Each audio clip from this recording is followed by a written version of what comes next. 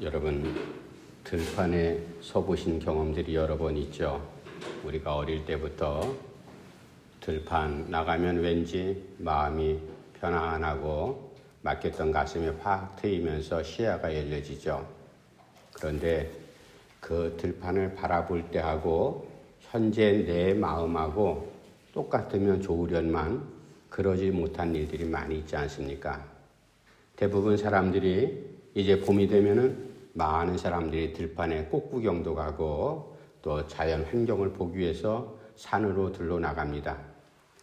자꾸만 들판에 나가서 시원한 그런 환경을 보고자 하는 그런 인간의 심리는 그동안에 살면서 마음에 답답한 것, 그리고 괴로운 것, 무언가 일이 풀리지 않아서 정말로 힘들고 어려운 것을 밖에 나가서 시원한 그리고 이쁜 들판을 바라보면서 마음을 좀 풀고자 하는 그런 간절한 마음이 사실 있습니다. 그런데 이제 이 성경에서 이스라엘 백성들에게 들판이라고 하는 것은 우리하고는 좀 자연 환경이 다르잖아요. 중동 지방은 대부분 척박한 곳, 그리고 사막이 펼쳐진 그러한 환경 속에서 살아가는 사람들에게, 이스라엘 백성들에게 우리의 사계절이 뚜렷한 한국 사람들처럼 그런 들판의 감정, 느끼는 정서가 조금 다를 겁니다. 이 들판이라는 곳, 어떻게 보면은 마음이 울적하거나 고독하거나 괴로울 때 서 있는 곳이 사실 들판이기도 합니다. 사람들이 그런 상태로 가서 들판에 서 있잖아요. 들판에 서서 무엇을 생각을 할까? 사람들이 올해 1년은 어떻게 살아갈까? 아이들은 어떻게 키울까? 또 직장난은 어떻게 할까? 여러 가지 문제가 산적해 있는 그런 상황 속에서 마음이 힘들고, 또는 그렇게 가까이 있던 친구들이 다 떠나버리는 고독한 그러한 마음이 느끼는 곳이 바로 들판. 그러한 차원에서 오늘 우리가 본문 말씀을 살펴볼 때 그 들판은 소망도 없고 기대도 없고 무언가 아무것도 일어나지 않는 황량한 광야와 같은 곳이 이스라엘 백성들에게 들판입니다. 이제 이런 곳에서 예수님의 기적을 경험하고 체험하고 예수님의 소문을 들었던 많은 사람들이 예수님을 따라다니기 시작을 했어요. 이 오늘 본문 이 들판은 신약성경 마태복음, 마가, 누가, 요한복음, 그것을 우리가 사복음서 그렇게 부르는데, 사복음서에 이 기적이 모두 다 기록되어 있습니다. 유일하게 기록된 이 기적이 바로 이 오병이어의 기적이죠. 그런데 들판에 따라 나섰던 사람들이 한두 명이 아니잖아요. 어린아이와 여인들을 제외하고 그날 그 들판에서 식사를 했던 사람들이 5,000명이나 되었더라. 그러니까 어린아이하고 여자하고 다 합치면은 약 적어도 10,000명 정도를 우리가 추산할 수가 있죠. 10,000명을 한번 모아놔 봐요. 얼마나 많은 숫자인지. 그 사람들이 들판에 예수님을 따라 나왔어요. 따라 나온 이스라엘 백성들, 정말로 지금처럼 뭐 다 일거리가 있어서 갖고 분주하게 바쁘게 일하는 사람들은 아니지 않습니까? 시대적인 배경도 그렇고 국가에 지금 처해 있는 환경도 그렇고 저들에게는 오로지 하나님만을 바라볼 수 없는 그러한 어려운 처지에 있던 사람들입니다. 이제 이 들판에 서 있는 이러한 상황 가운데 주님께서 그날 해가 이제 질 그런 저녁 무렵에 사람들에게 기적을 베푸시죠. 오병이어 보리떡 5개, 물고기 2마리 가지고 저녁 식사 한 끼 해결하는 기적이 아니에요. 우리가 이 본문 말씀을 자세히 잘 살펴봐야 되는데, 예수님께서 왜 이런 기적을 베푸셨을까? 그리고 그 기적이 일어난 원인이 무엇일까? 우리가 이것을 곰곰이 생각을 하면서 오늘 본문 말씀을 이 사순절 기간 동안에 묵상을 해야 될 겁니다. 우리도 느닷없이 이 들판 같은 자리에 서 있을 수 있고, 그리고 지금 여러분들이 서 있는 자리가 아마 들판과 같은 자리일 수가 있습니다. 이러한 자리에 있는 여러분들의 삶이 정말로 하나님께서 나를 통해서 이 들판 가운데 세우신 이유가 뭘까? 이 들판, 그 들판에서 일어난 기적을 우리가 살펴보면서 하나님의 은혜를 우리가 상고하고, 이 사순절 예수님을 따라가는 그러한 상황 속에서 정말로 우리의 삶이 변화된 기적을 체험하는 우리의 삶이 꼭 되기를 간절히 바랍니다. 이제 본문에 다시 돌아가서 그 들판에서 일어난 기적, 어떤 기적이 일어났는가, 또 왜 그 기적이 일어났을까, 우리가 말씀을 상고해 보는데 13절부터 15절 말씀까지 우리 같이 한번 읽어보겠습니다. 13절부터 15절까지 시작. 예수께서 들으시고 배를 타고 떠나사 따로 빈 들에 가시니 무리가 듣고 여러 고을로부터 걸어서 따라간지라. 예수께서 나오사 큰 무리를 보시고 불쌍히 여기사 그 중에 있는 병자를 고쳐 주시니라. 저녁이 되매 제자들이 나와 이르되 이곳은 빈들이요 때도 이미 저물었으니 무리를 보내어 마을에 들어가 먹을 것을 사 먹게 하소서. 아멘. 적어도 7,000명, 10,000명 이상이나 되는 많은 무리들이 들판에 예수님을 따라 나왔던 이유가 뭐예요? 예수님께서 기적을 베푸셔서 우리가 먹을 것이 없으니까 저녁 식사 해결해 줄 거야. 그것 때문에 따라 나온 건 아니지 않습니까? 한 끼 두 끼 굶는 사람은요, 늘 수도 없이 굶어갑니다. 하루 세 끼 밥 챙겨 먹는 게 그렇게 쉬운 시절이 아니거든요. 아침 먹으면 저녁 먹기도 하고, 또 저녁 먹었으면 어제 저녁 먹었으니까 아직 배가 안 꺼졌어 하고 그 다음날 저녁 챙겨 먹으면 잘 사는 그런 환경 속에 있습니다. 그런데 주님께서 그들에게 그 한 끼 식사를 해결하고자 지금 여기에 모여있는 무리들을 향해서 기적을 베푸신 게 아니지 않습니까? 그런데 기적, 단순한 한 끼 해결하는 그러한 기적이지만 많은 양을 가지고 모든 사람들이 다 먹었으면 그건 기적이라고 할 수가 없어요. 왜 기적이에요? 보리떡 5개, 물고기 2마리. 다른 복음서에 보면 한 어린아이가 엄마가 싸준 도시락이에요. 그 식구들이 먹을 도시락 한 끼의 양인지, 아니면 그 아이가 한 끼 먹을 양인지, 아니면 하루 종일 먹을 양인지 우리가 대충 짐작해 볼 수가 있잖아요. 그 개인이 한 끼 두 끼 해결할 그 식사의 양을 가지고 10,000명이나 되는 많은 사람들이 함께 먹었다. 우리가 단순하게 그러한 물리적인 기적으로만 생각하지 말고 주님께서 왜 이 기적을 베푸셨을까? 오늘 14절 말씀 보니까 이렇게 말씀합니다. 주님께서 그 많은 무리들을 보실 때 불쌍히 여기셨다. 불쌍히 여기는 마음, 동정심, 사랑하는 마음이죠. 우리가 이웃의 여러 주변 사람들의 사정이 정말로 안 좋아서 그 사람을 볼 때, 저 사람 안 됐어. 그게 조금 감정이 깊어지면 불쌍해. 그런 마음 같잖아요. 이 불쌍히 여기는 마음은 하나님께서 특별히 우리 사람들에게 주신 특별한 정서고 마음이에요. 아름다운 마음이죠. 불쌍한 일을 보고도 못 본 척하거나 아무렇지 않은 그런 감정이 생기거나 그럼 짐승만도 못하죠. 우리가 주변에 동물들, 특별히 개, 고양이 키우는 사람들 있잖아요. 특별히 개가 자기 새끼를 유효하는 모습 우리가 잘 보지 않았습니까? 그 어미개가 자식을 사랑하는 마음. 제가 이전에 한번 말씀드렸죠. 저는 그 기사를 보면서 큰 충격을 받았어요. 도살장에 잡혀갔던 어미개가 그 개를 죽이려고 주인이 머리를 때려가지고 머리 한쪽이 한물이 됐어요. 피가 철철철 흘러요. 도살장에서 도망쳐 나와가지고 간 곳이 어딘지 알아요?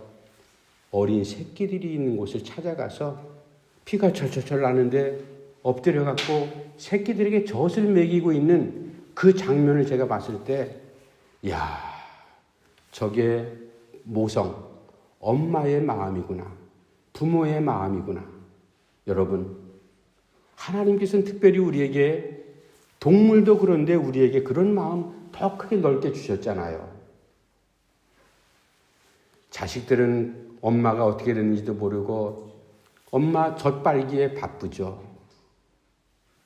그러나 엄마는 본능적으로 새끼에게 자기의 생명이 죽어가면서도 모든 것 내어주는 게 바로 부모의 마음입니다.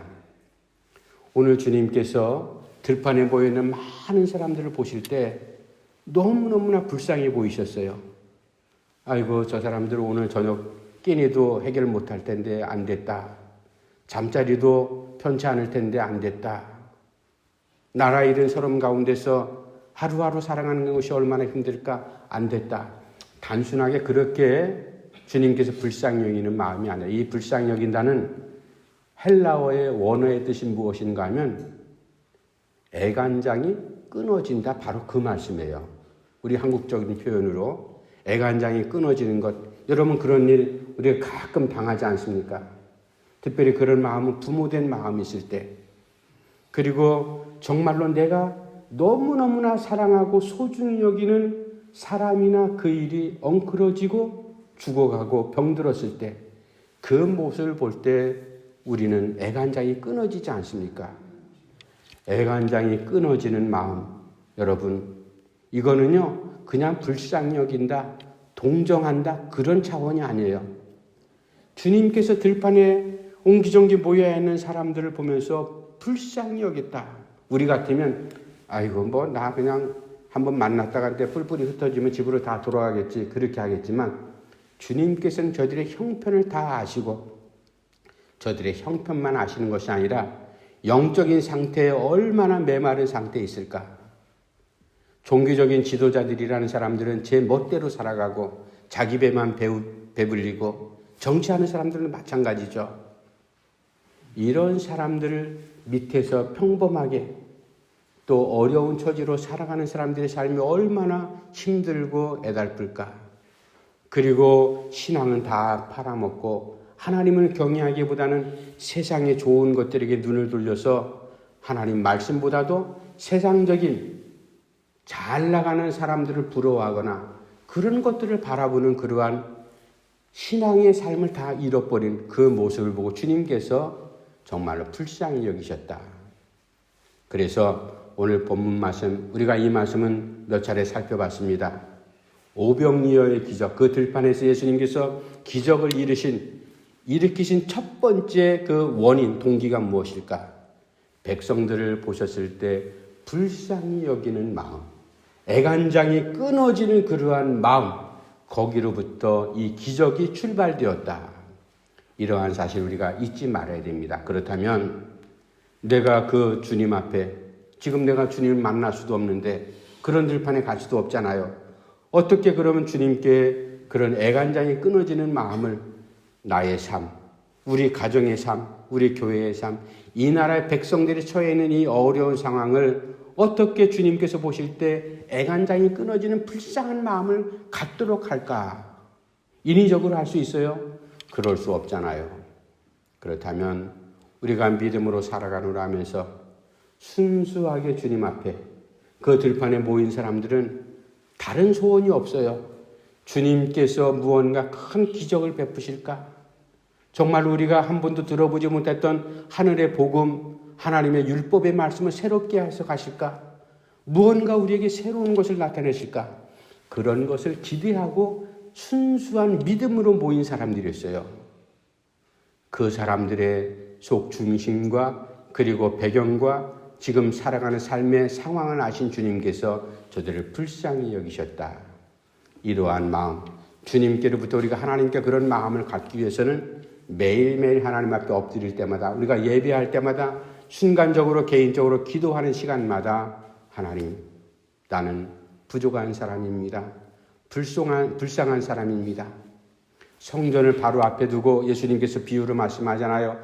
바리새인하고 그리고 세리하고 두 사람이 성전 앞에 기도하러 올라가는데, 바리새인은 거룩하신 하나님, 잘난 척하면서 그렇게 미사역으로 써가면서 하나님 앞에 기도했지만, 주님께서는 묻잖아요.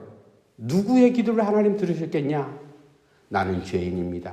나는 부족한 사람입니다. 나쁜 사람입니다.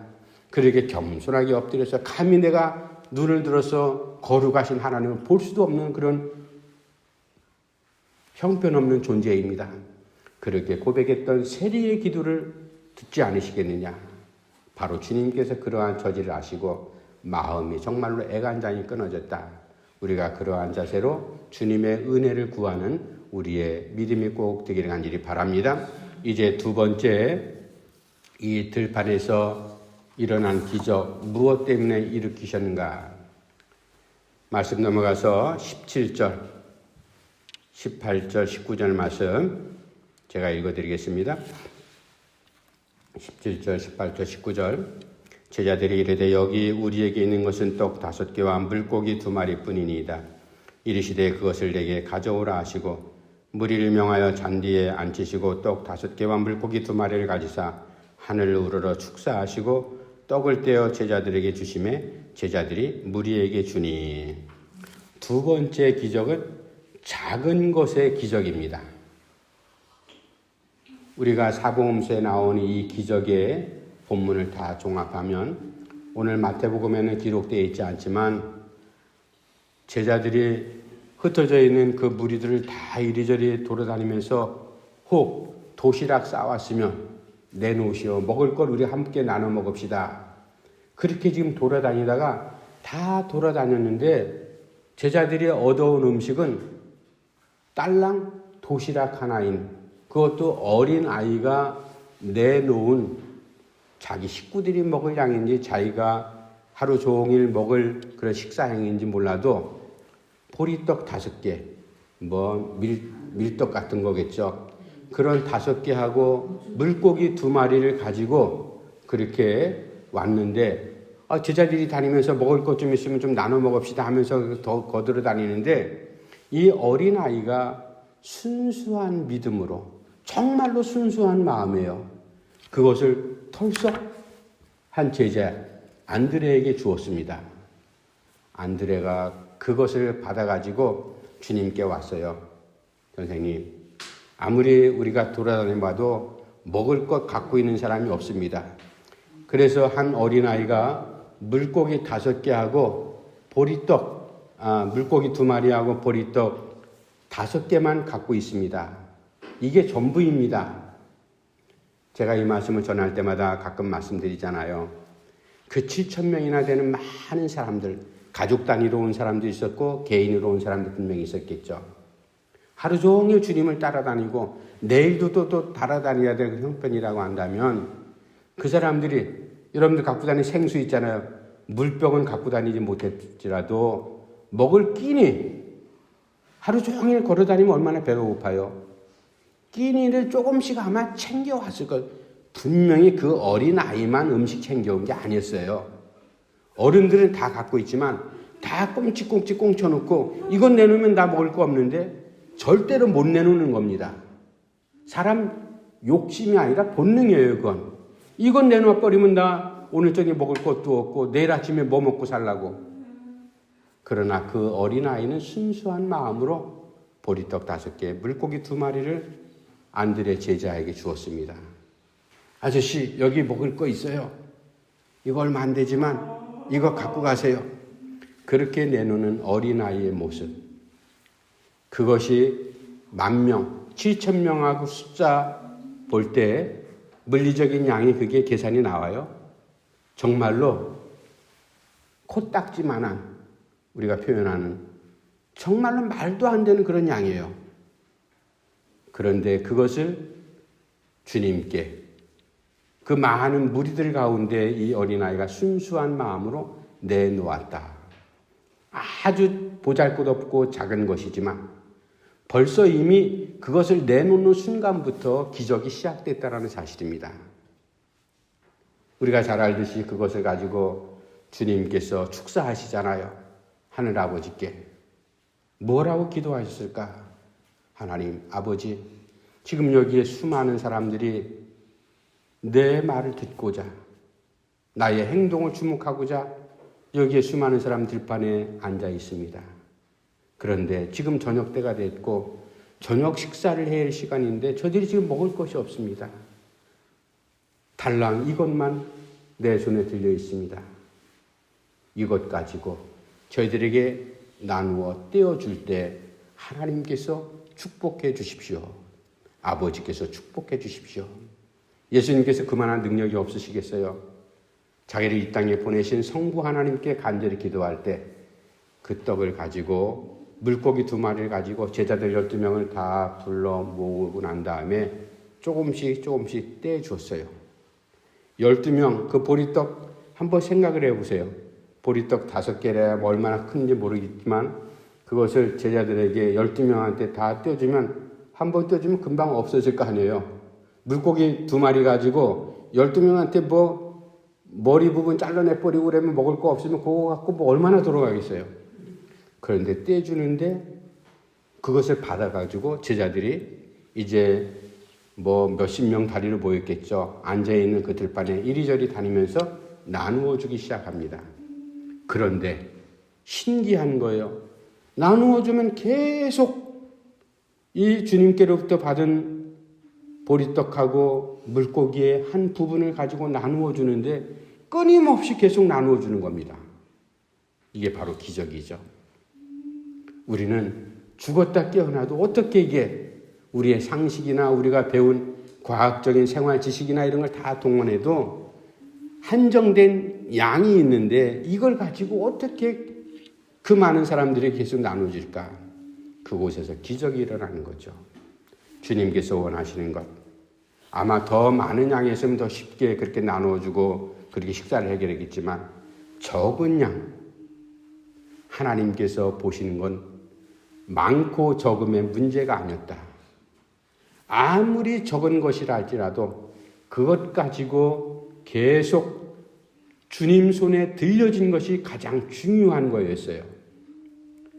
보잘것없는 어린아이의 손을 통해서 도시락에 담겨진 그 적은 양의 식사량이지만 그것이 아이의 손에 있을 때는 자기 식구들 한 끼 식사량뿐이 안 됐을 겁니다. 그러나 그 오병이어가 누구 손에 들렸다? 예수님 손에 들렸을 때 거기서 기적이 베풀어진다. 이게 무엇을 우리에게 말씀해 주고 있습니까? 이 들판에 우리가 괴롭고 고독하고 어려운 현실 가운데 서 있습니다.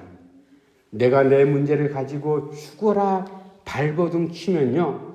내 능력밖에 그것을 해결할 수밖에 없습니다. 그러나 내 문제 크든 작든 그것을 주님 앞에 드렸을 때 주님께서 받으시고 그 문제를 해결하시는 것은 우리가 가히 상상할 수 없는 놀라운 방법으로 그 문제를 해결하신다. 이게 바로 들판에서 베푸시는 적은 것을 가지고 베푸시는 주님의 능력이라는 사실. 우리가 이 부분을 잘 아로새기면서 하나님, 내 문제가 이런 문제가 있습니다. 내 현실이 이렇습니다. 내가 가진 것 이런 것밖에 없습니다. 그러나 적은 것 하나님 앞에 드립니다. 내가 적은 것 주님을 위해서 헌신합니다. 그것 가지고 우리에게 놀라운 일이 펼쳐지는 그러한 기적을 여러분들이 삶 속에서 체험하는 은혜가 이 사순절 기간 동안에 꼭 넘쳐나기를 간절히 바랍니다. 마지막 3번째 그 들판에서 일어난 기적. 그 기적이 어떤 기적 때문에 일어났을까? 20절, 21절 말씀 우리 마지막 한번 읽어봅시다. 20절, 21절 시작. 다 배불리 먹고 남은 조각을 12바구니에 차기에 거두었으며 먹은 사람은 여자와 어린이 외에 5,000명이나 되었더라. 아멘. 3번째 그 들판에서 일어난 기적은 풍성함의 기적이었다. 적은 것, 오병이어지만 그러나 모든 사람들이 다 먹고 난 다음에 남은 부스러기들을 바구니는 또 어디서 준비되어 있냐 뭐 사람들이 이렇게 비아냥거리지만 뭐 거기에 5,000명 이상 많은 사람들이 왔으니까 뭐 그릇 같은 게 없었겠어요. 그 바구니에 남은 것들을 돌아다니면서 다 모았더니 12바구니가 넘었다.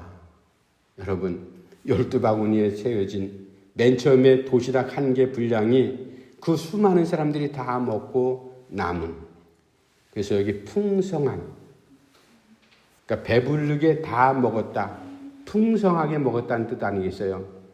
성경에서 풍성하다라는 그러한 이제 단어를 자주 사용합니다. 열매가 풍성하다. 하나님께서 은혜를 베푸시는데 풍성하게 베푸신다. 이 풍성하다라는 의미는 가득 찬다. 물컵이 있잖아요. 여기에 물이 가득 찬 것. 사람들이 볼 때 풍성하다. 반이나 3분의 1밖에 안 차면 좀 모자리죠, 양이. 가득 채워진 그 자체를 풍성하다 그렇게 말할 수 있지만, 성경에서 말씀하는 이 풍성하다라는 의미는 어떤 의미를 갖고 있는가 하면, 가득 채워질 뿐만 아니라 가득 채워진 상태에서 더 부으면 어떻게 돼요? 흘러 넘치죠. 흘러 넘치는 그 상태를 풍성하다. 성경에서는 그렇게 사용하고 있습니다.